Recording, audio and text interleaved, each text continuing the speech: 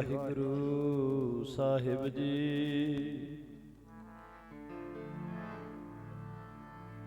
ਨਾਰਾਇਣ ਨਰਪਤ ਨਮਸਕਾਰੈ। ਵਾਹਿਗੁਰੂ ਵਾਹਿਗੁਰੂ। ਐਸੇ ਗੁਰ ਕੋ ਬਲ ਬਲ ਜਾਈਏ। ਵਾਹਿਗੁਰੂ ਵਾਹਿਗੁਰੂ। ਆਪ ਮੁਕਤ ਮੋਹਿ ਤਾਰੈ।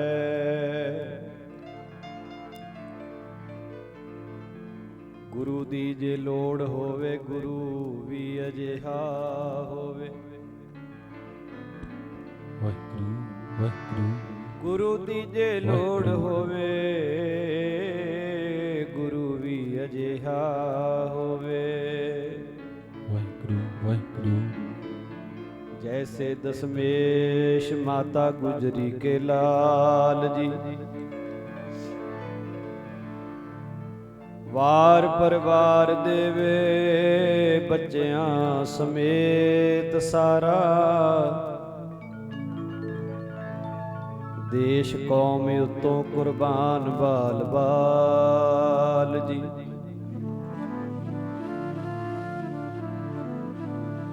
ਸਾਰੀ ਰਾਤ ਪਹਿਰਾ ਦੇਵੇ ਆਪ ਚੌਂਕੀਦਾਰ ਹੋ ਕੇ।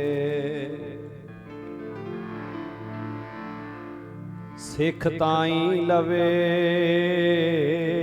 ਕਾਮ ਅਗਨੀ ਚੋਂ ਨਿਕਾਲ ਜੀ।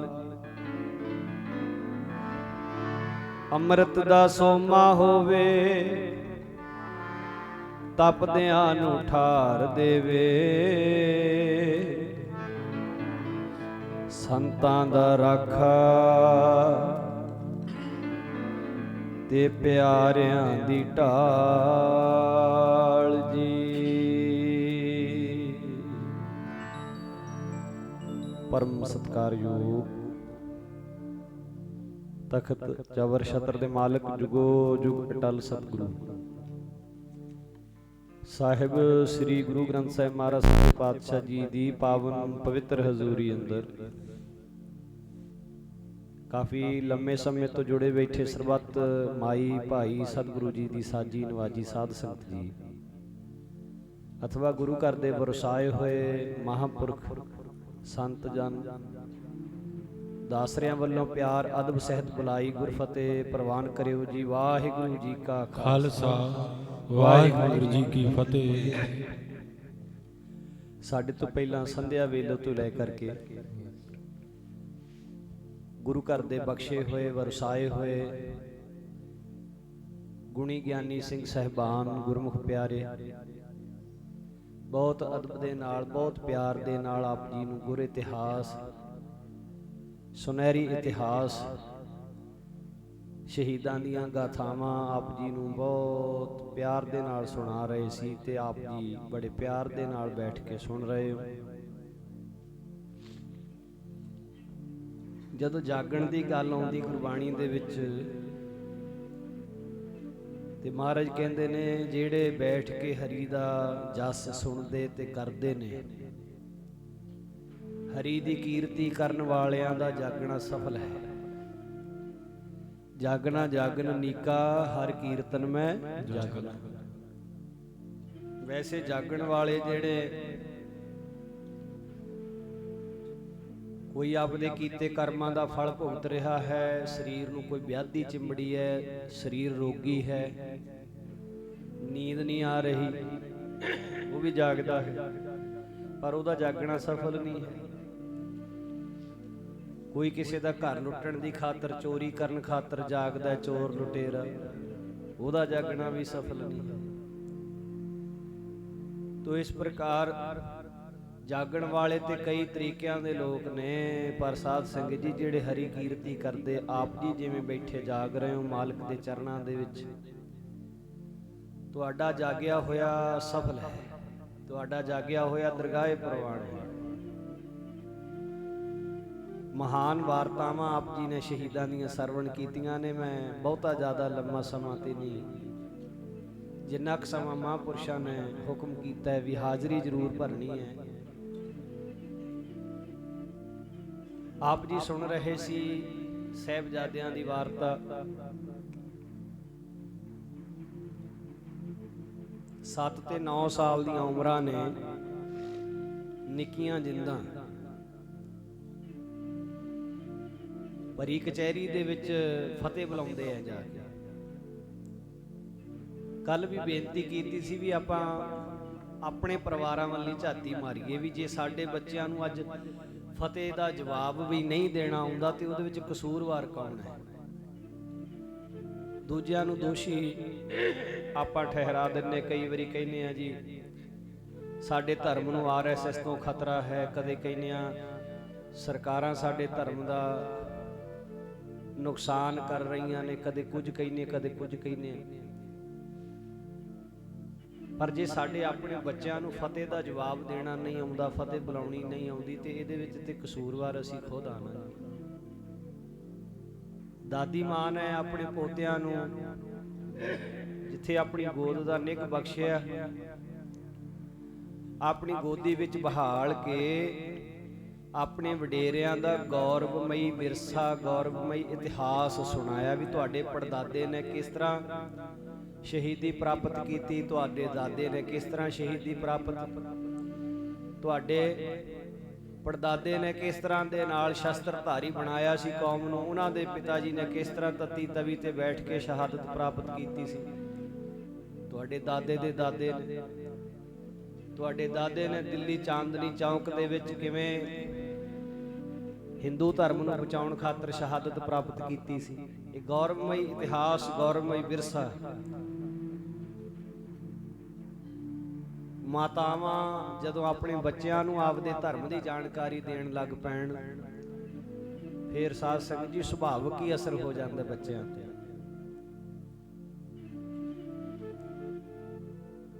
ਭਰੀ ਸਭਾ ਦੇ ਵਿੱਚ ਫਤਿਹ ਬੁਲਾਈ, ਕਿੰਨੇ ਸਵਾਲ ਜਵਾਬ ਹੋਏ ਸਾਧ ਸੰਗਤ, ਕਿੰਨੇ ਤਰੀਕਿਆਂ ਦੇ ਨਾਲ ਬਦਲਣ ਦਾ ਯਤਨ ਕੀਤਾ ਗਿਆ ਸੀ ਉਹਨਾਂ ਨੂੰ। ਤੇ ਵਜੀਦ ਖਾਨ ਤੇ ਇਹੀ ਸੋਚਦਾ ਹੋਏਗਾ ਨਾ ਵੀ 7 ਤੇ 9 ਸਾਲ ਦੇ ਬਾਲਕ ਹੀ ਨੇ, ਇਹਨਾਂ ਨੂੰ ਬਦਲਣਾ ਕਿੰਨਾ ਔਖਾ ਹੈ, ਕਿੰਨਾ ਕੁ ਮੁਸ਼ਕਲ ਹੈ। ਪਰ ਨਹੀਂ, ਸਾਹਿਬਜ਼ਾਦੇ ਡੋਲੇ ਨਹੀਂ, ਸਾਹਿਬਜ਼ਾਦੇ ਘਬਰਾਏ ਨਹੀਂ। ਚਲੋ ਜਿੱਥੇ ਤੱਕ ਆਪ ਜੀ ਸੁਣ ਚੁੱਕੇ ਹੋ ਉਦੋਂ ਗਾਂ ਹੀ ਆਪਾਂ ਵਿਚਾਰ ਕਰਾਂਗੇ। ਸਾਧ ਸੰਗਤ ਜੀ 13 ਪੋਹ ਦੀ ਸਵੇਰ ਹੈ, ਫਤਵਾ 12 ਪੋਹ ਨੂੰ ਜਾਰੀ ਹੋ ਚੁੱਕਿਆ ਹੈ ਵੀ ਇਹਨਾਂ ਨੂੰ ਨੀਹਾਂ ਦੇ ਵਿੱਚ ਚਿਣ ਦਿੱਤਾ ਜਾਵੇ। 13 ਪੋਹ ਦੀ ਸਵੇਰ ਹੈ ਤੇ ਸਿਪਾਹੀ ਲੈਣ ਆਏ ਖੜੇ ਐ। ਦਾਦੀ ਮਾਂ ਮਾਤਾ ਗੁਜਰੀ ਆਪਣੇ ਪੋਤਿਆਂ ਨੂੰ ਜਾਂਦੀ ਵਾਰ ਤਿਆਰ ਕਰ ਰਹੀ ਹੈ ਤੇ ਮੁੱਖ ਚੁੰਮ ਰਹੀ ਹੈ, ਮੱਥੇ ਚੁੰਮ ਰਹੀ ਹੈ। ਮੇਰੇ ਪੋਤੇ ਅੱਜ ਗਏ, ਵਾਪਸ ਨਹੀਂ ਆਉਣੇ। ਮਾਂ ਨੂੰ ਪਤਾ ਹੈ, ਦਾਦੀ ਮਾਂ ਜਾਣਦੀ ਹੈ ਮੇਰੇ ਪੋਤਰਿਆਂ ਨੇ ਅੱਜ ਗਿਆ ਨੇ, ਵਾਪਸ ਨਹੀਂ ਮੁੜ ਕੇ ਆਉਣਾ। ਪਰ ਕਿੱਡਾ ਹੌਸਲਾ, ਕਿੱਡਾ ਜਿਗਰਾ ਹੈ, ਹੱਸ ਕੇ ਤੋਰਿਆ ਪੋਤੇ ਨੂੰ।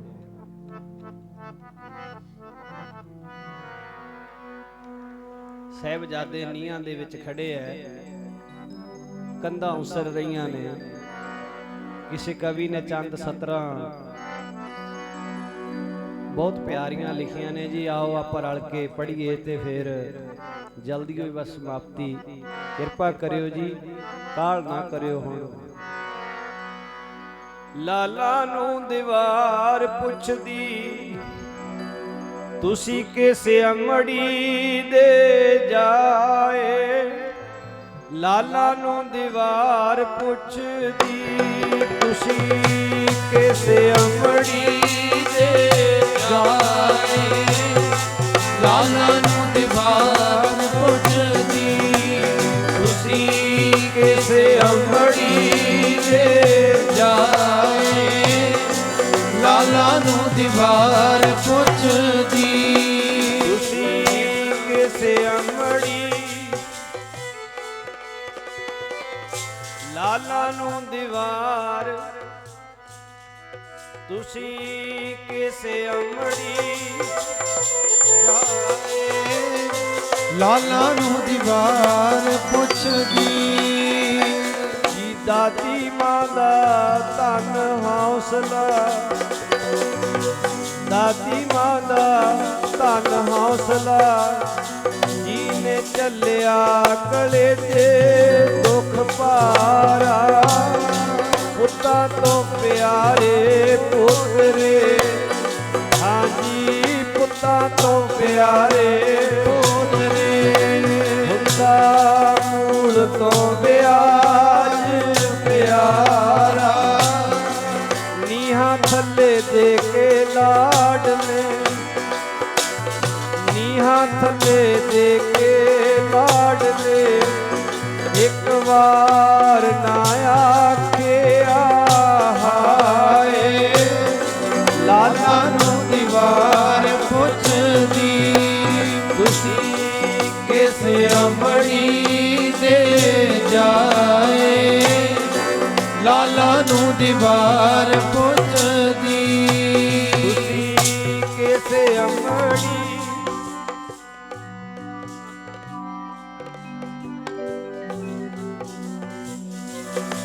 ਤੁਸੀਂ ਕਿਸ ਅੰਬੜੀ ਦੇ ਜਾਏ, ਲਾਲਾ ਨੂੰ ਦੀਵਾਰ ਪੁੱਛਦੀ। ਕੰਧਾਂ ਉਸਰ ਰਹੀਆਂ ਨੇ। ਬਾਬਾ ਫਤਿਹ ਸਿੰਘ ਜੀ ਦੇ ਮੋਢਿਆਂ ਤੱਕ ਕੰਧ ਆਈ ਹੈ।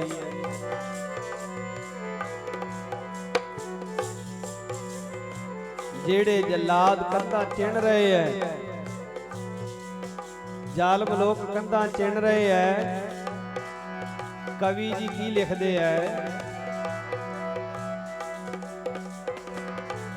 ਕੇਸਾਂ ਉੱਤੇ ਹੱਥ ਫੇਰ ਕੇ ਫਤਿਹ ਸਿੰਘ ਨੂੰ ਜਲਾ ਦੇ ਤਾਂ ਕਹਿੰਦਾ, ਚੰਨਾ ਤੂੰ ਤਾਂ ਛਿਪ ਚੱਲਿਆ, ਰਦਾ ਆਖਰੀ ਲਗਾਉਣ ਵਾਲਾ ਰਹਿੰਦਾ, ਫਤਿਹ ਸਿੰਘ ਅੱਗੋਂ ਆਖਦਾ, ਅਸੀਂ ਹੱਸ ਕੇ ਮਰਨ ਲਈ ਆਏ, ਲਾਲਾ ਨੂੰ ਦੀਵਾਰ ਪੁੱਛਦੀ, ਤੁਸੀਂ ਕਿਸ ਅੰਬੜੀ ਦੇ ਜਾਏ, ਲਾਲਾ ਨੂੰ ਦੀਵਾਰ ਪੁੱਛਦੀ, ਤੁਸੀਂ ਕਿਸ ਅੰਬੜੀ,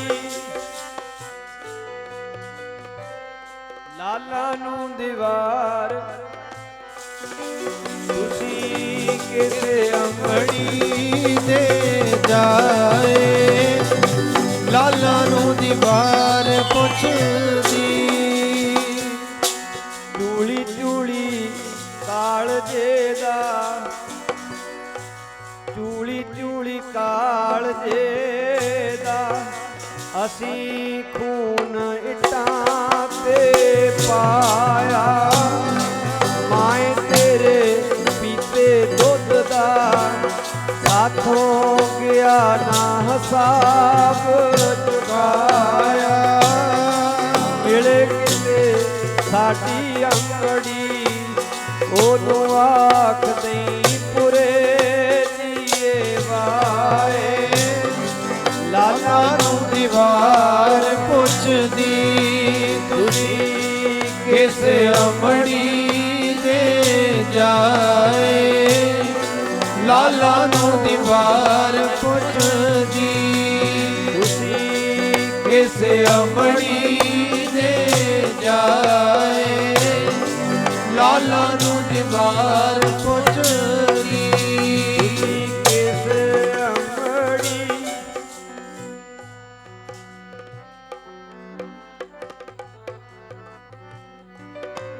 ਤੁਸੀਂ ਕਿਸ ਅੰਬੜੀ ਦੇ ਜਾਏ, ਲਾਲਾ ਨੂੰ ਦੀਵਾਰ ਪੁੱਛਦੀ। ਐਸੀ ਮਿਸਾਲ ਪੂਰੀ ਦੁਨੀਆ ਦੇ ਵਿੱਚ ਨਹੀਂ ਕਿਤੇ ਮਿਲਦੀ।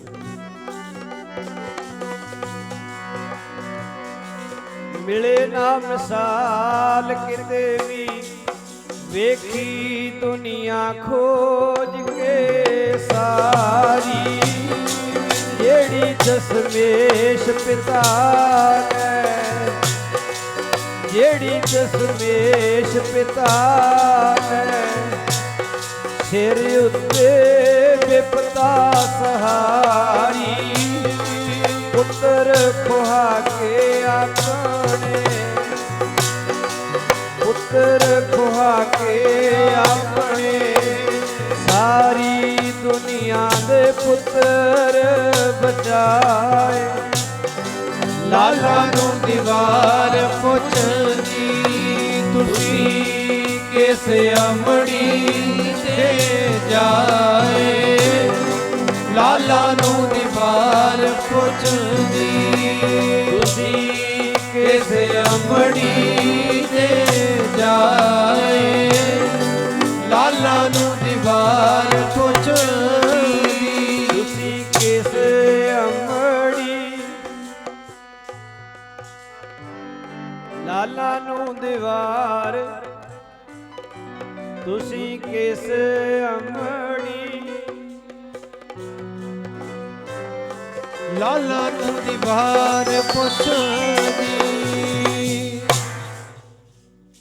ਸਾਹਿਬਜ਼ਾਦੇ ਨੀਹਾਂ ਦੇ ਵਿੱਚ ਖਲੋਤੇ ਐ ਦੀਵਾਰਾਂ ਉਸਰੀਆਂ ਨੇ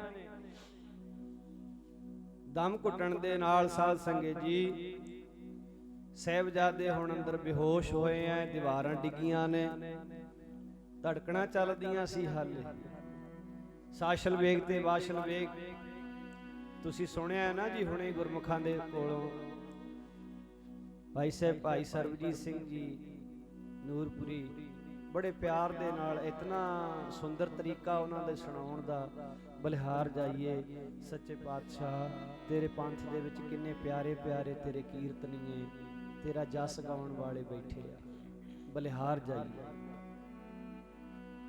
ਕਿੰਨੇ ਦਰਦ ਦੇ ਨਾਲ ਉਹਨਾਂ ਨੇ ਸਾਕਾ ਸੁਣਾਇਆ ਕਿੰਨੇ ਪਿਆਰ ਦੇ ਨਾਲ ਉਹਨਾਂ ਨੇ ਸੁਣਾਇਆ ਹੈ ਚਿੱਤ ਨਹੀਂ ਸੀ ਕਰਦਾ ਵੀ ਉਹ ਜਥਾ ਹਟੇ ਚਿੱਤ ਨਹੀਂ ਸੀ ਕਰਦਾ ਵੀ ਇਹ ਸਮਾਂ ਅੱਗੇ ਲੰਘੇ ਸੱਚਮੁੱਚ ਜਿਵੇਂ ਕਹਿੰਦੇ ਨਾ ਜੀ ਵੀ ਸਮਾਂ ਵੱਜ ਜਾਂਦਾ ਐ ਸੀ ਜੀ ਮਹਾਰਾਜ ਦੀਆਂ ਰਹਿਮਤਾਂ ਬਖਸ਼ਿਸ਼ਾਂ ਉਹਨਾਂ ਤੇ ਇਦਾਂ ਹੀ ਵਰਤਦੀਆਂ ਰਹਿਣ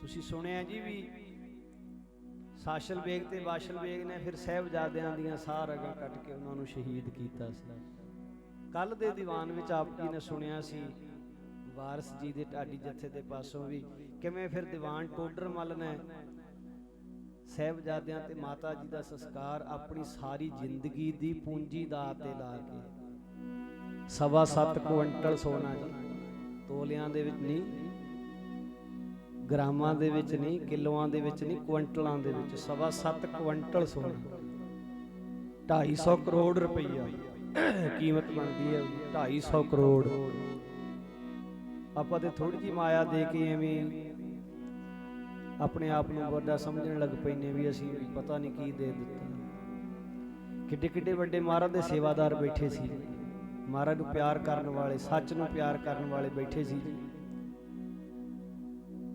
ਪੂਰੀ ਦੁਨੀਆ ਦੇ ਵਿੱਚੋਂ ਐਡੀ ਮਹਿੰਗੀ ਜਗ੍ਹਾ ਨਹੀਂ ਕੋਈ ਵੀ ਜਿੱਥੇ ਸਾਹਿਬਜ਼ਾਦਿਆਂ ਦਾ ਸੰਸਕਾਰ ਹੋਇਆ ਜਿੰਨੀ ਮਹਿੰਗੀ ਉਹ ਜਗ੍ਹਾ ਹੈ 4x4 ਗਜ ਥਾਂ ਕਹਿੰਦੇ ਜੀ ਇਤਿਹਾਸਕਾਰ ਵੀ 250 ਕਰੋੜ ਦੇ ਵਿੱਚ ਖਰੀਦੀ ਗਈ ਸੀ ਇੰਨੀ ਮਹਿੰਗੀ ਧਰਤੀ ਨਹੀਂ ਕਿਤੇ ਵੀ ਵਿਕੀ ਅੱਜ ਤੱਕ ਹੁਣ ਇਹ ਖਬਰ ਜਿਸ ਵੇਲੇ ਸੱਚੇ ਪਾਤਸ਼ਾਹ ਜੀਆਂ ਨੂੰ ਪਤਾ ਲੱਗੀ ਸੀ ਵੀ ਇਸ ਤਰੀਕੇ ਦੇ ਨਾਲ ਸਾਹਿਬਜ਼ਾਦੇ ਸ਼ਹੀਦ ਕਰ ਦਿੱਤੇ ਗਏ ਮਾਤਾ ਜੀ ਸ਼ਹੀਦ ਹੋ ਚੁੱਕੇ ਐ ਤੇ ਕਾਹੀ ਦਾ ਬੂਟਾ ਪੱਟਦਿਆਂ ਬਚਨ ਕੀਤਾ ਸੀ ਮਹਾਰਾਜ ਨੇ ਵੀ ਮੁਗਲ ਰਾਜ ਦੀ ਜੜ ਪੱਟੀ ਗਈ ਮੁਗਲ ਰਾਜ ਦੀ ਜੜ ਪੱਟੀ ਗਈ ਰਾਏਕੋਟ ਦੀ ਧਰਤੀ ਤੇ ਹੋਇਆ ਬਚਨ ਹੈ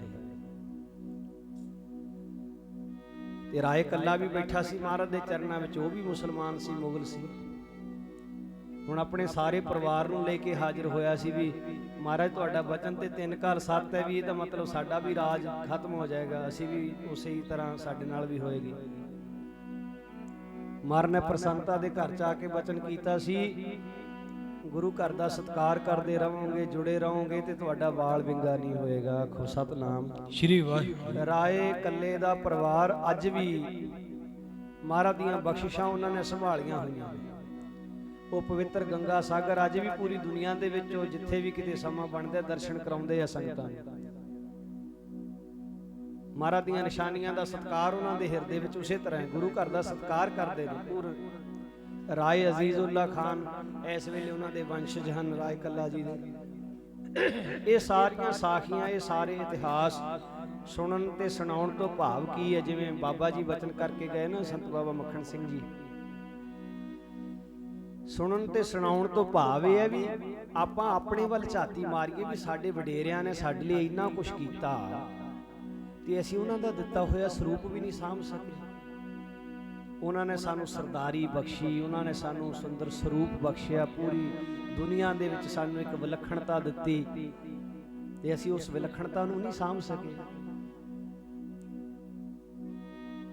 ਬੜੀ ਇੱਕ ਸੋਚਣ ਦੀ ਗੱਲ ਹੈ ਵੀ ਸੱਚੇ ਪਾਤਸ਼ਾਹ ਨੇ ਵੀ ਪ੍ਰਚਾਰਕ ਥਾਪੇ ਸੀ, ਗੁਰੂ ਕਿਆਂ ਦੇ ਵੇਲੇ ਵੀ ਬੜੇ ਪ੍ਰਚਾਰਕ ਹੋਏ ਨੇ। ਗੁਰੂ ਅਮਰਦਾਸ ਮਹਾਰਾਜ ਜੀਆਂ ਨੇ ਬੀਬੀਆਂ ਨੂੰ ਵੀ ਪ੍ਰਚਾਰਕ ਥਾਪਿਆ ਸੀ, ਪਰ ਮਹਾਰਾਜ ਜੀ ਜਿਨ੍ਹਾਂ ਨੂੰ ਪ੍ਰਚਾਰਕ ਥਾਪਦੇ ਸੀ ਜੀ, ਉਹਨਾਂ ਨੂੰ ਪ੍ਰਚਾਰ ਕਰਨ ਸਿੱਖਾਂ ਦੇ ਵਿੱਚ ਨਹੀਂ ਸੀ ਭੇਜਿਆ ਜਾਂਦਾ, ਉਹਨਾਂ ਨੂੰ ਪ੍ਰਚਾਰ ਕਰਨ ਵਾਸਤੇ ਆਮ ਦੁਨੀਆ ਦੇ ਵਿੱਚ ਭੇਜਿਆ ਜਾਂਦਾ ਸੀ। ਸਿੱਖਾਂ ਦੇ ਵਿੱਚ ਸਿੱਖੀ ਦਾ ਪ੍ਰਚਾਰ ਕਰਨ ਦੀ ਲੋੜ ਨਹੀਂ ਸੀ ਪੈਂਦੀ। ਅੱਜ ਜੇ ਇਹ ਲੋੜ ਪੈ ਰਹੀ ਹੈ, ਅੱਜ ਸਾਨੂੰ ਸਾਧ ਸੰਗਤ ਜੀ, ਅੱਜ ਦੇ ਪ੍ਰਚਾਰਕ ਵਰਗ ਨੂੰ ਸਿੱਖਾਂ ਦੇ ਵਿੱਚ ਪ੍ਰਚਾਰ ਕਰਨ ਦੀ ਲੋੜ ਪੈ ਰਹੀ ਹੈ, ਕਿਉਂਕਿ ਅੱਜ ਅਸੀਂ ਸਿੱਖ ਅਖਵਾਉਣ ਵਾਲੇ ਹੀ ਸਿੱਖੀ ਸਿਧਾਂਤਾਂ ਤੋਂ ਥਿੜਕ ਗਏ। ਅੱਜ ਯਾਦ ਕਰਾਉਣਾ ਪੈ ਰਿਹਾ ਹੈ ਇਹ ਸਾਡਾ ਵਿਰਸਾ ਨਹੀਂ, ਇਹ ਸਾਡਾ ਵਿਰਸਾ ਕੁਝ ਹੋਰ ਹੈ। ਸਾਡਾ ਵਿਰਸਾ ਜੋ ਸੱਚੇ ਪਾਤਸ਼ਾਹ ਨੇ ਸਾਨੂੰ ਬਖਸ਼ਿਆ ਉਹ ਸਾਡਾ ਵਿਰਸਾ ਹੈ। ਉਹਨਾਂ ਮਹਾਨ ਸ਼ਹੀਦਾਂ ਨੇ ਸ਼ਹਾਦਤਾਂ ਦੇ ਕੇ ਜੋ ਸਾਨੂੰ ਦਰਸਾਇਆ ਉਹ ਸਾਡਾ ਵਿਰਸਾ ਹੈ। ਅੱਜ ਸਿੱਖਾਂ ਨੂੰ ਯਾਦ ਕਰਾਉਣਾ ਪੈ ਰਿਹਾ ਵੀ ਤੁਹਾਡਾ ਵਿਰਸਾ ਕੀ ਹੈ, ਤੁਸੀਂ ਕਿਸ ਵਿਰਸੇ ਦੇ ਵਾਰਸ ਹੋ। ਆ 3 ਦਿਨ ਦਾ ਸਮਾਗਮ ਬੜੀ ਚੜ੍ਹਦੀ ਕਲਾ ਦੇ ਨਾਲ, ਤਿੰਨੋਂ ਦਿਨ ਆਪ ਜੀ ਨੇ ਹਾਜ਼ਰੀ ਵੀ ਭਰੀ, ਸਾਰੇ ਜਥਿਆਂ ਨੇ ਵੀ ਆਪ ਜੀ ਨੂੰ ਬਹੁਤ ਸੁੰਦਰ ਤਰੀਕੇ ਦੇ ਨਾਲ, ਔਰ ਭਾਈ ਅਵਤਾਰ ਸਿੰਘ ਜੀ ਹੁਣੀ ਬੜਾ ਉਦਮ ਕਰਕੇ ਚੰਗੇ ਚੰਗੇ ਜਥਿਆਂ ਨੂੰ ਸੰਗਤਾਂ ਦੇ ਰੂਬਰੂ ਕਰਾਇਆ ਹੈ। ਤੇ ਅਸੀਂ ਕੱਲ ਵੀ ਬੇਨਤੀ ਕੀਤੀ ਸੀ ਵੀ ਮਾਰੇ ਕਿਰਪਾ ਕਰਨ ਵੀ ਸਾਹਿਬਜ਼ਾਦਿਆਂ ਦੀ ਯਾਦ ਦੇ ਵਿੱਚ ਇਹ ਹਰ ਸਾਲ ਸਮਾਗਮ ਹੋਵੇ। ਇੱਕ ਜਾਗ੍ਰਿਤੀ ਆਉਂਦੀ ਹੈ ਸਾਧ ਸੰਗਤ ਜੀ ਸਮਾਗਮਾਂ ਦੇ ਨਾਲ, ਗੁਰਮਤਿ ਦੇ ਪ੍ਰਚਾਰ ਦੇ ਨਾਲ। ਮਹਾਂਪੁਰਸ਼ ਬੈਠੇ ਨੇ ਸੰਤ ਬਾਬਾ ਹਰਕ੍ਰਿਸ਼ਨ ਸਿੰਘ ਜੀ ਸੋਢੀ ਸਾਹਿਬ, ਮਹਾਨ ਪਵਿੱਤਰ ਅਸਥਾਨ ਧੰਨ ਧੰਨ ਸੰਤ ਬਾਬਾ ਦੂਲਾ ਸਿੰਘ ਜੀ ਮਹਾਰਾਜ ਜੀਆਂ ਦੇ ਪਾਵਨ ਅਸਥਾਨ ਤੋਂ, ਠੱਕਰਵਾਲ ਤੋਂ, ਉਸ ਪਾਵਨ ਅਸਥਾਨ ਦੇ ਮੁਖੀ ਮਹਾਂਪੁਰਖ ਨੇ। ਬੜੇ ਵੱਡੇ ਸਮਾਗਮ ਬਾਬਾ ਜੀ ਦੇ ਅਸਥਾਨ ਤੇ ਵੀ ਹੁੰਦੇ ਨੇ, ਸਾਰੀ ਰਾਤ ਦੇ। ਉੱਥੇ ਵੀ ਜਿਵੇਂ ਤੁਸੀਂ ਇਕਾਗਰਤਾ ਦੇ ਨਾਲ ਬੈਠੇ ਹੋ ਨਾ ਜੀ, ਟਿਕਾਓ ਦੇ ਨਾਲ ਬੈਠੇ ਹੋ, ਬਾਬਾ ਜੀ ਦੇ ਅਸਥਾਨ ਤੇ ਵੀ ਬੜਾ ਵੱਡਾ ਇਕੱਠ ਸੰਗਤਾਂ ਦਾ ਹੁੰਦਾ ਹੈ। ਪੰਡਾਲ ਦੇ ਬਾਹਰਲੇ ਪਾਸੇ ਬਸ ਇਦਾਂ ਲੱਗਦਾ ਵੀ ਜਿਵੇਂ ਖਰੇ ਅੰਦਰ ਕੋਈ ਬੈਠਾ ਹੀ ਨਹੀਂ ਹੋਣਾ। ਅੰਦਰ ਜਾ ਕੇ ਦੇਖਦੇ ਆ ਪੂਰਾ ਪੰਡਾਲ ਭਰਿਆ ਹੁੰਦਾ, ਬਿਲਕੁਲ ਇਕਾਂਤ ਟਿਕਾ, ਬੁਲਾਰਿਆਂ ਨੂੰ ਵੀ ਆਨੰਦ ਆਉਂਦਾ ਸੁਣਾਉਣ ਦੇ ਵਿੱਚ। ਫਿਰ ਸੋ ਇਹ ਸਮਾਗਮ ਹੋਣੇ ਚਾਹੀਦੇ ਨੇ, ਥਾਂ ਪਰ ਥਾਂ ਪ੍ਰਚਾਰ ਹੋਣਾ ਚਾਹੀਦਾ ਹੈ, ਪਰ ਇਹ ਤਾਂ ਹੋ ਸਕਦਾ ਜੇ ਆਪਾਂ ਸਾਰੇ ਸਾਥ ਦੇਈਏ। ਕਦੇ ਤੁਸੀਂ ਵਿਚਾਰ ਕਰਕੇ ਦੇਖੋ ਵੀ ਇੱਕ ਪਿੰਡ ਦੇ ਵਿੱਚ ਪ੍ਰਚਾਰ ਵਾਸਤੇ ਆਪਾਂ ਕਿੰਨਾ ਬਜਟ ਖਰਚ ਕਰਦੇ ਹਾਂ, ਕਿੰਨੀ ਮਾਇਆ ਖਰਚਦੇ ਹਾਂ, ਤੇ ਹੋਰ ਪਾਸੇ ਕਿੰਨੀ ਖਰਚਦੇ ਹਾਂ। ਵਿਆਹਾਂ ਸ਼ਾਦੀਆਂ ਦੇ ਉੱਤੇ ਜੋ ਅੱਜ ਕੱਲ ਚੱਲ ਰਿਹਾ ਹੈ, ਜਿਵੇਂ ਇੱਕ ਰਿਵਾਜ ਹੀ ਬਣ ਗਿਆ ਨਾ ਜੀ ਵੀ ਡੀਜੇ ਲੱਗਣ ਤੋਂ ਬਿਨਾਂ ਵਿਆਹ ਹੀ ਨਹੀਂ ਹੁੰਦੇ। 12 ਵਜੇ ਤੱਕ ਨਾ ਆਪ ਸੌਂਦੇ ਨਾ ਸਾਰੇ ਪਿੰਡ ਨੂੰ ਸੌਣ ਦਿੰਦੇ, ਇਦਾਂ ਹੁੰਦੀ ਨਾ। ਉਹ ਇੱਕ ਰਿਵਾਜ ਹੀ ਬਣ ਗਿਆ, ਜਿਵੇਂ ਮਰਜ਼ਾਦਾ ਹੀ ਬਣ ਗਈ ਇਹਨਾਂ ਦੀ ਮਰਜ਼ਾਦਾ ਹੀ। ਫਿਰ ਵਿਆਹ ਵਾਲੇ ਦਿਨ ਟਾਈਮ ਦੇ ਨਾਲ ਕੋਈ ਆਨੰਦ ਕਾਰਜ ਹੋਣ, ਦੇਖੋ ਕਿੱਥੇ ਮਰਜ਼ਾਦਾ ਚਲ ਗਈ ਸਾਡੀ, ਕਿੱਥੇ ਅੰਮ੍ਰਿਤ ਵੇਲੇ ਹੁੰਦੇ ਸੀ ਆਨੰਦ ਕਾਰਜ। ਫਿਰ ਚਲੋ 10 ਵਜੇ ਤੱਕ 12 ਵਜੇ ਤੱਕ ਹੀ ਹੋ ਜਾਣ ਤਾਂ ਵੀ ਖਰਾ, ਹੁਣ 4 ਵਜੇ ਤੱਕ ਬਾਬਾ ਜੀ ਆਨੰਦ ਕਾਰਜ ਹੁੰਦੇ। ਕਾਹਦੀ ਮਰਜ਼ਾਦਾ ਰਹਿ ਗਈ ਸਾਡੀ? 4 ਵਜੇ ਆਨੰਦ ਕਾਰਜ ਹੁੰਦੇ। ਤੇ ਸਿਆਣੇ ਕਹਿੰਦੇ ਬੇਲੇ ਦੀ ਨਮਾਜ਼ ਕਵੇਲੇ ਦੀਆਂ ਹੁਣ ਟੱਕਰਾਂ ਮਾਰਦੇ ਨੇ, ਜਿਆਦਾ ਟੱਕਰਾਂ ਹੀ ਨਹੀਂ, ਵੇਲੇ ਦੀ ਨਮਾਜ਼ ਤੇ ਭੁੱਲ ਹੀ ਗਈ। ਸਾਡੇ ਵਾਲੇ ਮਹਿਕਮੇ ਨੂੰ ਜਿਵੇਂ ਚਲੋ ਰਾਗੀ ਢਾਡੀਆਂ ਨੂੰ ਆਨੰਦ ਕਾਰਜਾਂ ਦਾ, ਜਿਨ੍ਹਾਂ ਨੂੰ ਕਿਸੇ ਨੂੰ ਰਾਗੀ ਸਿੰਘਾਂ ਨੂੰ ਕਿਹਾ ਹੁੰਦਾ, ਉਹ ਵਿਚਾਰੇ ਸਵੇਰ ਤੋਂ ਬੈਠੇ ਢੀਕਦੇ ਹੁੰਦੇ ਨੇ 4 ਵਜੇ ਤੱਕ, ਗੁਰਦੁਆਰੇ ਦੇ ਗੇਟ ਵੱਲੇ ਵੇਖੀ ਜਾਂਦੇ ਨੇ ਵੀ ਹੁਣ ਵੀ ਗੱਡੀ ਕੋਈ ਖੜੀ ਆ ਕੇ, ਹੁਣ ਵੀ ਖੜੀ ਆ ਗਈ। ਇਹੀ ਹਾਲ ਹੈ ਨਾ। 4 ਵਜੇ ਜਾ ਕੇ ਫਿਰ ਗੱਡੀ ਇੱਕ ਅੱਧੀ ਆਉਂਦੀ ਹੈ, ਉਹ ਫਿਰ ਉਹਨਾਂ ਨੂੰ ਕਾਹਲੀ ਹੋਈ ਹੁੰਦੀ ਹੈ, ਦਵਾ ਦਵ ਕਹਿੰਦੇ ਜੀ ਛੇਤੀ ਕੰਮ ਨਿਬੇੜ ਦਿਓ, ਛੇਤੀ ਕੰਮ ਨਿਬੇੜ ਦਿਓ। ਕੰਮ ਤਾਂ ਨਿਬੜਿਆ ਪਿਆ ਹੁੰਦਾ, ਕੰਮ ਕਾਹਦਾ ਨਿਬੇੜਨਾ? ਕੰਮ ਨਿਬੇੜਦੇ ਨੇ, ਹੁਣ ਕੰਮ ਕਰਦੇ ਨਹੀਂ ਹੈ। ਆਖੋ ਸਤਿਨਾਮ ਸ਼੍ਰੀ ਵਾਹਿਗੁਰੂ। ਨਿਬੇੜਦੇ ਨੇ ਗੁਰੂ ਕੀ ਹਜ਼ੂਰੀ ਵਿੱਚ ਆ ਕੇ, ਫਿਰ ਕਹਿਣਗੇ ਫਟਾਫਟ ਕਰਿਓ ਬਾਬਾ ਜੀ, ਗਿੱਲਾ ਪੀ ਨਾ ਪਾ ਲਿਓ ਕਿਤੇ। ਹਾਂਜੀ ਭਜਾ ਭਜਾ ਕੇ ਆਨੰਦ ਕਾਰਜ ਕਰਾਉਂਦੇ ਨੇ, ਸਾਰੀ ਜ਼ਿੰਦਗੀ ਦੌੜ ਹੀ ਲੱਗੀ ਰਹਿੰਦੀ ਹੈ। ਭਜਾ ਭਜਾ ਕੇ ਆਨੰਦ ਕਾਰਜ ਐਦਾਂ ਹੀ ਹੁੰਦਾ ਜੀ। ਆਦਾ ਜੇ ਮੂਵੀ ਨਾ ਬਣਦੀ ਹੋਵੇ ਆਨੰਦ ਕਾਰਜਾਂ ਦੀ ਤੇ ਹੋਰ ਵੀ ਕਾਹਲੀ ਹੋ ਗਈ ਸ਼ਾਇਦ। ਇਹ ਤਾਂ ਰਿਕਾਰਡ ਹੁੰਦਾ ਨਾ ਜੀ ਸਾਰਾ, ਤਾਂ ਕਹਿੰਦੇ ਨੇ ਵੀ ਚਲੋ ਹੌਲੀ ਹੌਲੀ ਇਦਾਂ ਇਹ ਪੋਜ ਬਣਦੇ ਨੇ। ਉਸ ਗੁਰੂ ਦਾ ਭੈ ਕਿੱਥੇ ਰਹਿ ਗਿਆ? ਮਰਜ਼ਾਦਾ ਦਾ ਭੈ ਹੀ ਨਹੀਂ।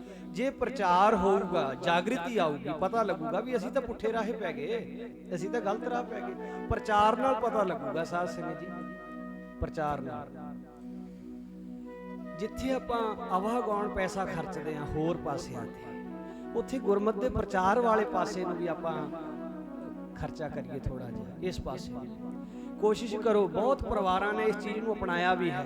ਤੁਹਾਡੇ ਘਰੇ ਵਿਆਹ ਹੈ, ਤੁਸੀਂ ਫੈਸਲਾ ਕਰੋ ਵੀ ਅਸੀਂ ਇੱਕ ਰਾਤ ਪਹਿਲਾਂ ਜਿਹੜਾ ਡੀਜੇ ਲੱਗਦਾ ਨਾ, ਡੀਜੇ ਨਹੀਂ ਲਾਉਣਾ, ਅਸੀਂ 2 ਘੰਟੇ ਦਾ ਦੀਵਾਨ ਲਾਉਣਾ ਹੈ। ਹੋ ਸਕਦਾ ਹੈ ਜੀ, ਅਸੀਂ ਦੀਵਾਨ ਲਾਉਣਾ ਜੀ। ਜਿੰਨੇ ਰਿਸ਼ਤੇਦਾਰ ਆਏ ਹੋਣਗੇ ਸਾਰੇ ਬੈਠ ਕੇ ਕੀਰਤਨ ਕਰਨ ਤੇ ਸੁਣਨਗੇ, ਕੀਰਤਨ ਸੁਣਨਗੇ ਬਹਿ ਕੇ। ਹੋ ਸਕਦਾ ਜੀ, ਬਦਲਿਆ ਜਾ ਸਕਦਾ ਸਮਾਜ ਨੂੰ। ਆਪਣੇ ਆਪ ਨੂੰ ਪਹਿਲਾਂ ਬਦਲਣਾ ਪਊਗਾ ਜੀ, ਫਿਰ ਸਮਾਜ ਬਦਲੂਗਾ।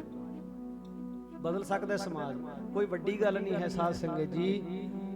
बदल जाते हैं जो जमाने के साथ साथ, मर्द वो नहीं होते, मर्द वो होते हैं जो जमाने को बदल देते हैं। समाज बदलना चाहिए।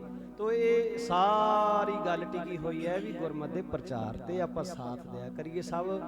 जिवें देखो महापुरुष किन्ने चिर दे बैठे आ, मैं देखदा 3 दिनों तो संत सुखविंदर दास जी भी, संत बाबा मक्खण सिंह जी होरी भी बड़ी सख्त ड्यूटी निभाई इन्होंने भी 3 दिन।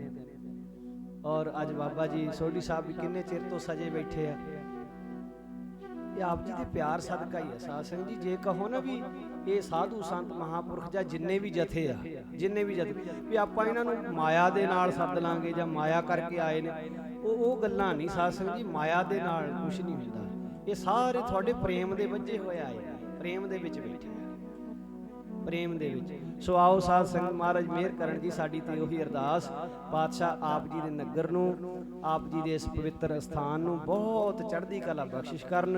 आप जी सारे रल मिल के इसे तरह गुरमत दे कारज करदे रहो, गुरमत दे प्रचार दे समागम हुंदे रहन। लोक सुखीए परलोक सुहेले, नानक हर प्रभ आपे मिले। आओ आ अखीरली एक धारना पढ़ के ते फिर खिमा दे जाचक होइए, आनंद साहब दा पाठ करिए। आनंद साहब ने अच्छा जी, आनंद साहब दा पाठ करिए। आ धारना सारे रल मिल के बोलण दा यतन करियो जी। प्रणाम शहीदां नूं जिन्हां ने जिंदड़ी धर्म तो आई। प्रणाम शहीदां नूं जिंदड़ी धर्म तो आई। प्रणाम शहीदां नूं जिन्हां ने जिंदड़ी धर्म तो आई। प्रणाम शहीदां नूं जिन्हां ने जिंदड़ी धर्म तो आई। प्रणाम शहीदां नूं जिन्हां ने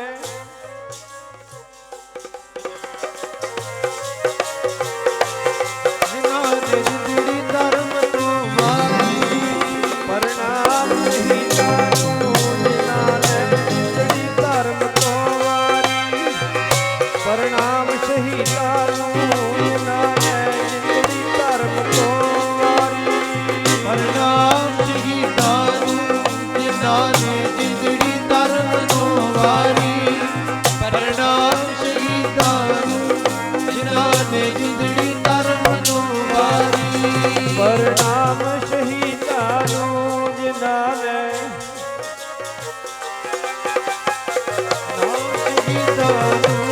जिन्हां ने जिंदड़ी धर्म तो वारी।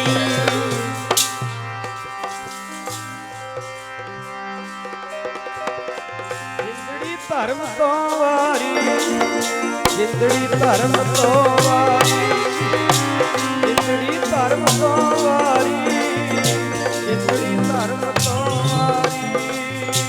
जिंदड़ी धर्म तो वारी, जिंदड़ी धर्म तो वारी। जिंदड़ी धर्म तो वारी, जिंदड़ी धर्म तो वारी।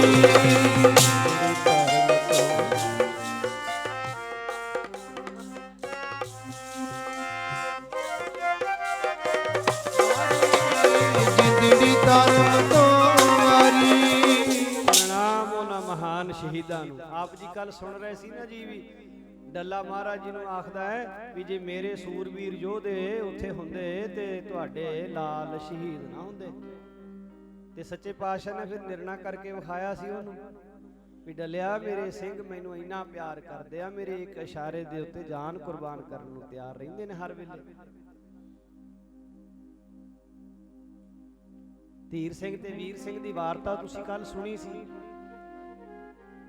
ਵੀ ਕਿਸ ਤਰ੍ਹਾਂ ਮਹਾਰਾਜ ਦੇ ਘੋੜਿਆਂ ਨੂੰ ਘਾਹ ਪਾਉਣ ਵਾਲੇ ਉਹ ਗੁਰੂ ਕੇ ਘਾਹੀ ਸਿੰਘ ਮਹਾਰਾਜ ਦਾ ਇੱਕ ਬੁਲਾਵਾ ਸੁਣ ਕੇ ਕਿਵੇਂ ਭੱਜੇ ਆਏ ਸੀ, ਇੱਕ ਦੂਜੇ ਤੋਂ ਮੋਹਰੇ ਹੁੰਦੇ ਸੀ, ਮਹਾਰਾਜ ਮੇਰੇ ਗੋਲੀ ਮਾਰਿਓ, ਮਹਾਰਾਜ ਮੇਰੇ ਗੋਲੀ ਮਾਰਿਓ।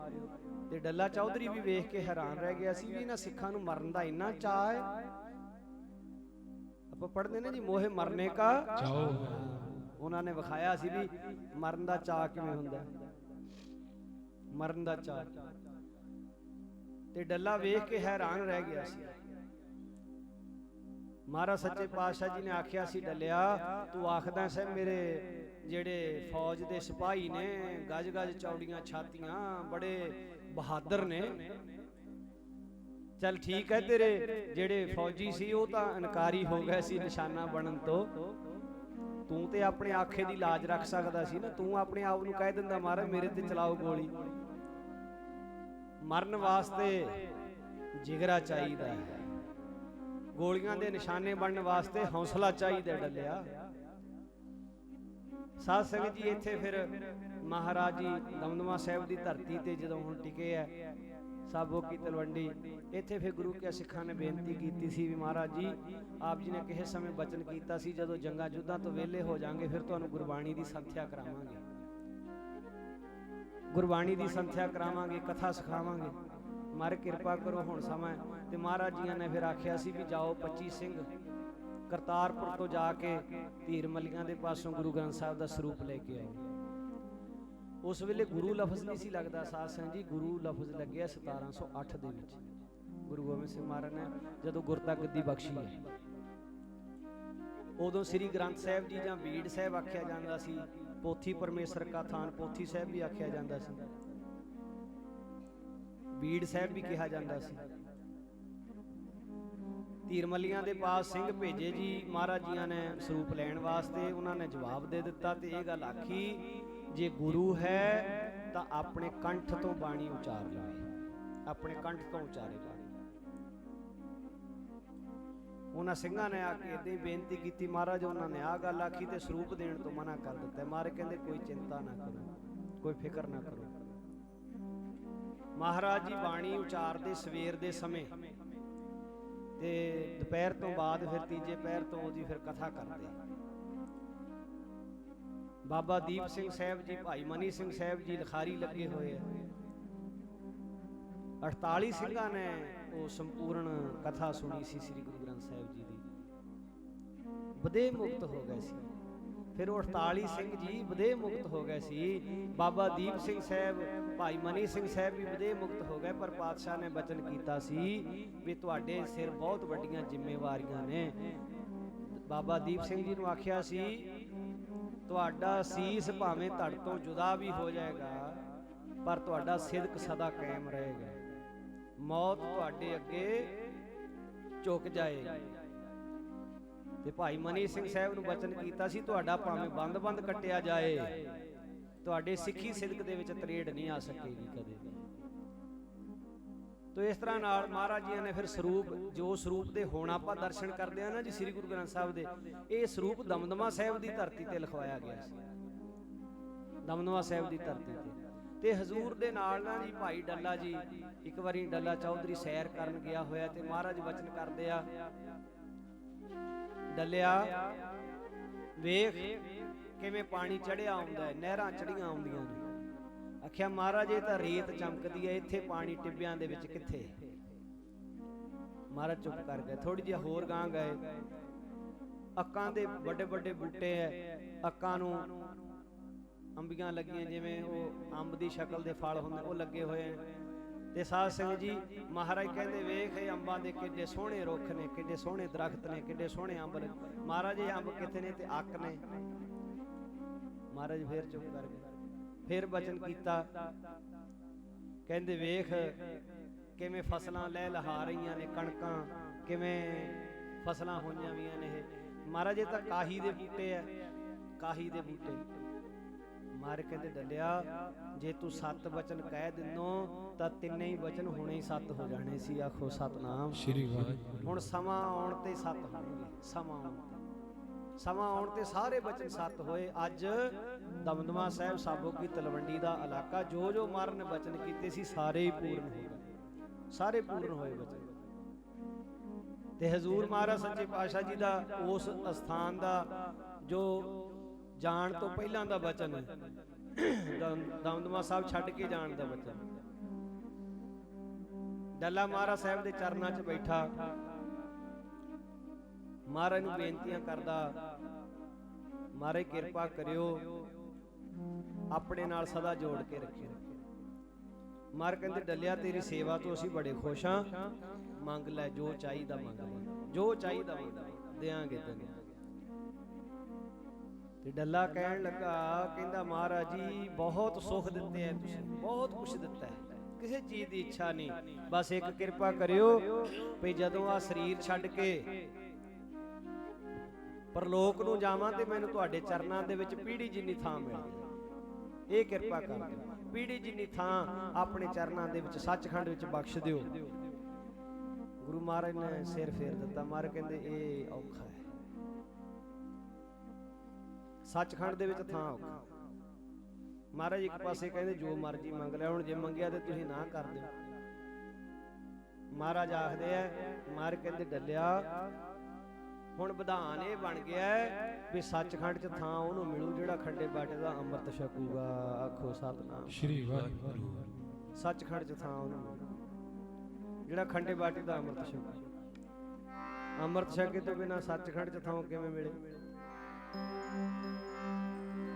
ਮਹਾਰਾਜ ਜੀ ਤੁਹਾਡਾ ਸੀਤ ਪ੍ਰਸ਼ਾਦ ਰੋਜ਼ ਛਕਦਾ ਮੈਂ, ਤਾਂ ਤੁਸੀਂ ਭੋਜਨ ਛਕਦੇ ਹੋ, ਆਪ ਜੀ ਕਿਰਪਾ ਕਰਕੇ ਸੀਤ ਪ੍ਰਸ਼ਾਦ ਬਖਸ਼ਦੇ ਨੇ, ਉਹ ਵੀ ਤੇ ਅੰਮ੍ਰਿਤ ਹੀ। ਮਹਾਰਾਜ ਕਹਿੰਦੇ ਨੇ ਠੀਕ ਹੈ, ਉਹ ਵੀ ਅੰਮ੍ਰਿਤ ਦੀ ਨਿਆਈ ਤੇਰੇ ਲਈ, ਤੇਰੀ ਭਾਵਨਾ ਹੈ, ਪਰ ਜੋ ਇੱਕ ਅਸੂਲ ਬਣਾ ਦਿੱਤਾ, ਜੋ ਅਸੂਲ ਬਣਾ ਦਿੱਤਾ ਭਾਈ ਗੁਰਦਾਸ ਸਿੰਘ ਜੀ ਆਪਣੀ ਵਾਰ ਦੇ ਵਿੱਚ ਲਿਖਦੇ ਨੇ। ਤੇ ਭਾਈ ਗੁਰਦਾਸ ਜੀ ਸ੍ਰੀ ਗੁਰੂ ਅਰਜਨ ਦੇਵ ਮਹਾਰਾਜ ਦੇ ਵੇਲੇ ਹੋਏ ਨੇ ਜੀ, ਇੱਕ ਭਾਈ ਗੁਰਦਾਸ ਸਿੰਘ ਜੀ ਹੋਏ ਆ, ਉਹਨਾਂ ਦੀ ਲਿਖੀ ਹੋਈ ਵਾਰ ਵੀ ਉਹਨਾਂ ਵਾਰਾਂ ਦੇ ਅਖੀਰ ਦੇ ਵਿੱਚ ਦਰਜ ਕੀਤੀ ਹੋਈ ਹੈ। ਹਰ ਸੱਚੇ ਤਖਤ ਰਚਾਇਆ ਸਤ ਸੰਗਤ ਮੇਲਾ, ਨਾਨਕ ਨਿਰਭਉ ਨਿਰੰਕਾਰ ਵਿੱਚ ਸਿੱਧਾ ਖੇਲਾ, ਗੁਰਸਿਮਰ ਮਨਾਈ ਕਾਲ ਕਾ ਖੰਡੇ ਕੀ, ਮੇਲਾ ਪੀਵੋ ਪਾਹੁਲ ਖੰਡ ਧਾਰ ਹੋਏ ਜਨਮ।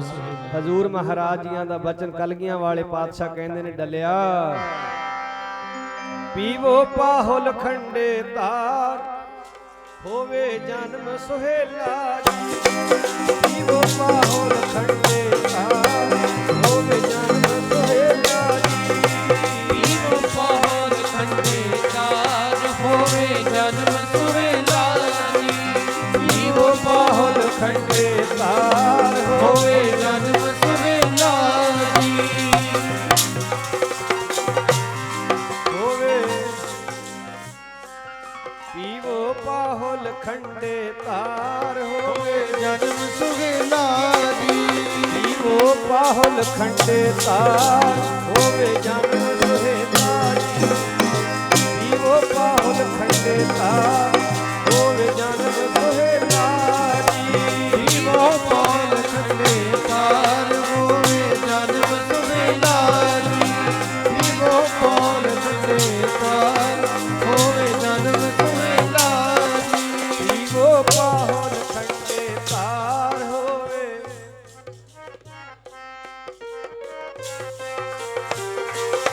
ਹੋਵੇ ਜਨਮ ਸੁਹੇਲਾ ਜੀ। ਮਹਾਰਾਜ ਕਹਿੰਦੇ ਖੰਡੇ ਬਾਟੇ ਦਾ ਅੰਮ੍ਰਿਤ ਛਕਣਾ ਹੁਣ ਲਾਜ਼ਮੀ ਹੈ। ਅੰਮ੍ਰਿਤ ਛਕੋਗੇ ਤੇ ਸੱਚਖੰਡ 'ਚ ਥਾਂ ਮਿਲੇਗੀ, ਨਹੀਂ ਮਿਲ ਸਕਦੀ। ਤੇ ਮਹਾਰਾਜ ਸਾਹਿਬ ਦਾ ਬਚਨ ਮੰਨ ਕੇ ਨਾ ਜੀ ਫਿਰ ਡੱਲਾ ਪੰਜਾਂ ਪਿਆਰਿਆਂ ਅੱਗੇ ਪੇਸ਼ ਹੋਇਆ, ਕੱਲਾ ਨਹੀਂ ਹੋਇਆ, ਫਿਰ ਸਾਰੇ ਪਰਿਵਾਰ ਸਮੇਤ। ਦੀਨ ਦਇਆਲ ਭਰੋਸੇ ਤੇਰੇ, ਦੀਨ ਦਇਆਲ ਭਰੋਸੇ ਤੇਰੇ, ਦੀਨ ਦਇਆਲ ਭਰੋਸੇ ਤੇਰੇ,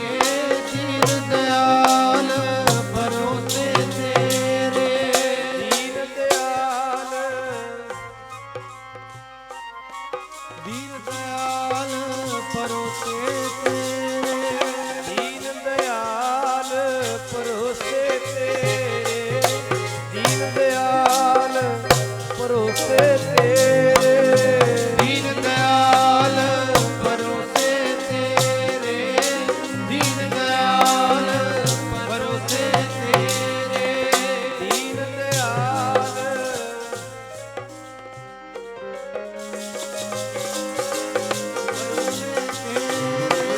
ਸਭ ਪਰਿਵਾਰ ਚੜਾਇਆ ਬੇੜੇ, ਸਭ ਪਰਿਵਾਰ ਚੜਾਇਆ ਬੇੜੇ, ਹਮ ਪਰਿਵਾਰ ਚੜਾਇਆ ਬੇੜੇ, ਹਮ ਪਰਿਵਾਰ ਚੜਾਇਆ ਬੇੜੇ,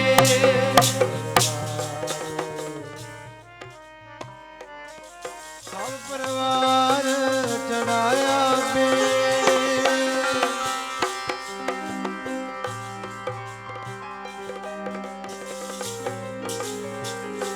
ਸਭ ਪਰਿਵਾਰ ਚੜਾਇਆ ਬੇੜੇ, ਸਭ ਪਰਿਵਾਰ ਚੜਾਇਆ ਬੇੜੇ, ਸਭ ਪਰਿਵਾਰ ਚੜਾਇਆ ਬੇੜੇ, ਸਭ ਪਰਿਵਾਰ ਚੜਾਇਆ ਬੇੜੇ, ਸਭ ਪਰਿਵਾਰ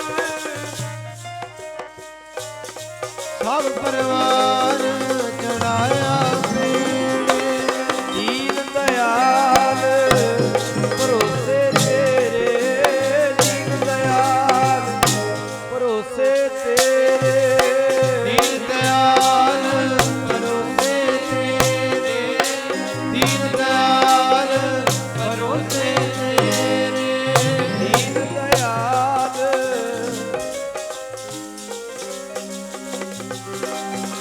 ਪਰੋਸੇ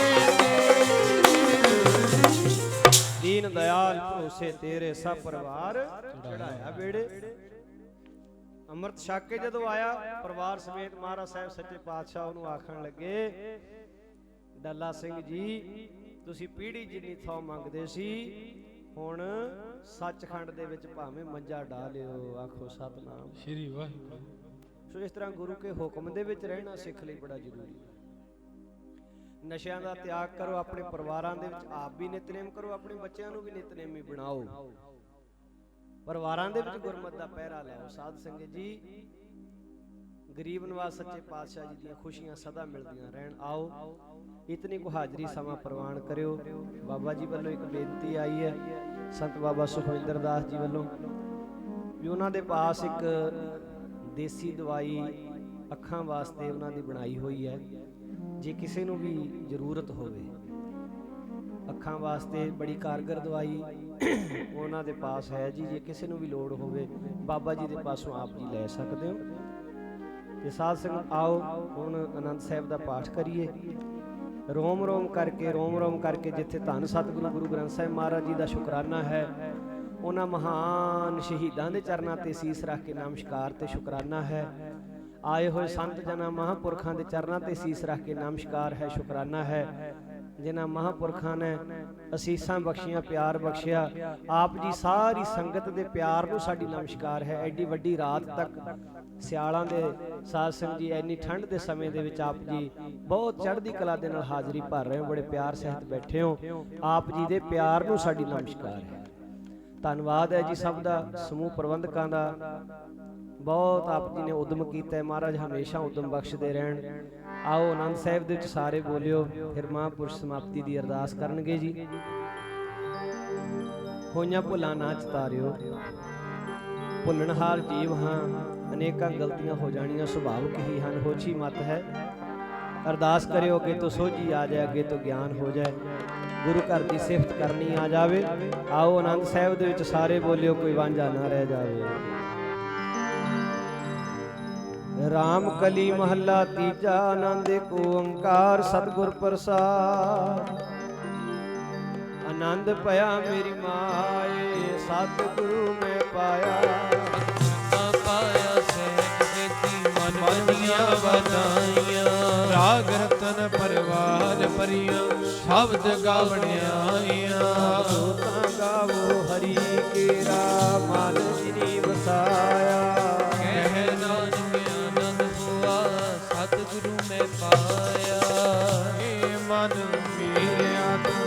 ਸਦਾ ਰਹੋ ਹਰ ਨਾਲੇ। ਹਰ ਨਾਲ ਰਹੋ ਤੂੰ ਮਨ ਮੇਰੇ ਦੁੱਖ ਸਭ ਵਿਸਾਰਨਾ। ਅੰਗੀਕਾਰੋ ਕਰੇ ਤੇਰਾ ਕਾਰਜ ਸਭ ਸਵਾਰਨਾ। ਸਭਨਾ ਗਲਾ ਸਮਰੱਥ ਸੁਆਮੀ ਸੋ ਕਿਉ ਮਨੋ ਵਿਸਾਰੇ। ਕਹੈ ਨਾਨਕ ਮਨ ਮੇਰੇ ਸਦਾ ਰਹੋ ਹਰ ਨਾਲੇ। ਸਾਚੇ ਸਾਹਿਬਾ ਕਿਆ ਨਹੀਂ ਕਰਦੇ ਕਰਤਾ ਤੇਰੇ ਸਭ ਕੁਛ ਹੈ ਜਿਸ ਤੇਰੇ ਸੋ ਪਾਵੇ। ਸਦਾ ਸਿਰਜਣਾ ਨਾਮ ਤੇਰੀ ਨਾਮ ਮਨ ਭਾਵੇ। ਨਾਮ ਜਿਨ ਕੈ ਮਨ ਵਸਿਆ ਆਜੇ ਸ਼ਬਦ ਕਨੇਰੇ। ਕਹਿ ਨਾਨਕ ਸੱਚੇ ਸਾਹਿਬ ਕਿਆ ਨਹੀਂ ਕਰਤੇ ਰਹਿ। ਸਾਚਾ ਨਾਮ ਮੇਰਾ ਆਧਾਰ। ਸਾਚ ਨਾਮ ਆਧਾਰ ਮੇਰਾ ਜਿਨ ਭੁੱਖ ਸਭ ਗਵਾਈਆਂ। ਕਰ ਸਾਧ ਸੁਖ ਮਨ ਆਏ ਵਸਿਆ ਜਿਨ ਇੱਛਾ ਸਭ ਪੁਜਾਈਆਂ। ਸਦਾ ਕੁਰਬਾਨ ਕੀਤਾ ਗੁਰ ਵਿਠੋ ਜਿਸਨੇ ਵਡਿਆਈਆਂ। ਕਹਿ ਨਾਨਕ ਸੁਣੋ ਸੰਤੋ ਸ਼ਬਦ ਕਰੋ ਪਿਆਰੋ। ਸਾਚਾ ਨਾਮ ਮੇਰਾ ਆਧਾਰ। ਵਾਜੇ ਪੰਜ ਜਪਤ ਤਿਤ ਘਰ ਸੁਭਾਗੈ ਘਰ ਸੁਭਾਗੈ ਸ਼ਬਦ ਵਾਜੇ ਕਲਾ ਜਿਤ ਕਰ ਧਾਰੀਆ। ਪੰਜ ਰੂਪ ਤੁਧ ਵਸ ਕੀਤੇ ਕਾਲ ਕੰਠ ਮਾਇਆ। ਕਰਮ ਪਾਇਆ ਪੁਰਖ ਕੋ ਨਾਮ ਹਰਿ ਕੈ ਲਾਗੇ। ਕਹਿ ਨਾਨਕ ਤੈ ਸੁਣਵਾ ਤਿਤ ਕਰ ਅਨੰਦ ਵਾਜੇ। ਆਨੰਦ ਸੁਣੋ ਵਡ ਭਾਗੀ ਹੋ ਸਗਲ ਮਨੋਰਥ ਪੂਰੇ। ਪਾਰ ਬ੍ਰਹਮ ਪ੍ਰਭ ਪਾਇਆ ਉਤਰੇ ਸਗਲ ਵਸੂਰੇ। ਦੁਖ ਰੋਗ ਸੰਤਾਪ ਉਤਰੇ ਸੁਣੀ ਸੱਚੀ ਬਾਣੀ। ਸੰਤ ਸਾਜਨ ਭਏ ਸਾਥੇ ਪੂਰੇ ਗੁਰ ਤੇ ਜਾਣੀ। ਸੁਣੇ ਪ੍ਰੀਤ ਗਏ ਤੇ ਸਤਿਗੁਰ ਦਇਆ ਪਰ ਬਿਨਵੰਤ ਨਾਨਕ ਗੁਰੂ ਚਰਨ ਲਾਗੇ ਵਾਜੇ ਅਨੰਦ ਪੂਰੇ ਸਲੋ। ਪਵਨ ਗੁਰੂ ਪਾਣੀ ਪਿਤਾ ਮਾਤਾ ਧਰਮ ਮਹਤ। ਦਿਸ ਰਾਤ ਹੋਏ ਦਾਈ ਦਾਇਆ ਨੀਲੇ ਸਗਲ ਜਗਤ। ਚੰਗਿਆਈਆਂ ਬੁਰਿਆਈਆਂ ਵਾਜੈ ਧਰਮ ਦੂਰ। ਹਰਿ ਆਪੋ ਆਪਣੀ ਕੇ ਨੇੜੇ ਕੇ ਦੂਰ। ਜਿਨਕੀ ਨਾਮ ਧਿਆਇਆ ਗਏ ਮਸਤ ਸੰਸਾਰ। ਨਾਨਕ ਤੇ ਮੁਕਤੀ ਉਜਲੀ ਕੀਤੀ ਛੁਟੀ ਨਾਲ। ਜਿਨੀ ਨਾਮ ਧਿਆਇਆ ਗਏ ਮੁਕਤ ਕਾਲ। ਨਾਨਕ ਤੇ ਮੁਕਤੀ ਉਜਲੀ ਕੀਤੀ ਛੁਟੀ ਨਾਲ। ਬੋਲੋ ਵਾਹਿਗੁਰੂ ਜੀ ਕਾ ਖਾਲਸਾ ਖਾਲਸਾ ਵਾਹਿਗੁਰੂ ਜੀ ਕੀ ਫਤਿਹ ਫਤਿਹ। ਵਾਹਿਗੁਰੂ ਜੀ ਕਾ ਖਾਲਸਾ ਵਾਹਿਗੁਰੂ ਜੀ ਕੀ ਫਤਿਹ ਫਤਿਹ। ਵਾਹਿਗੁਰੂ ਜੀ ਕਾ ਖਾਲਸਾ ਵਾਹਿਗੁਰੂ ਜੀ ਕੀ ਫਤਿਹ।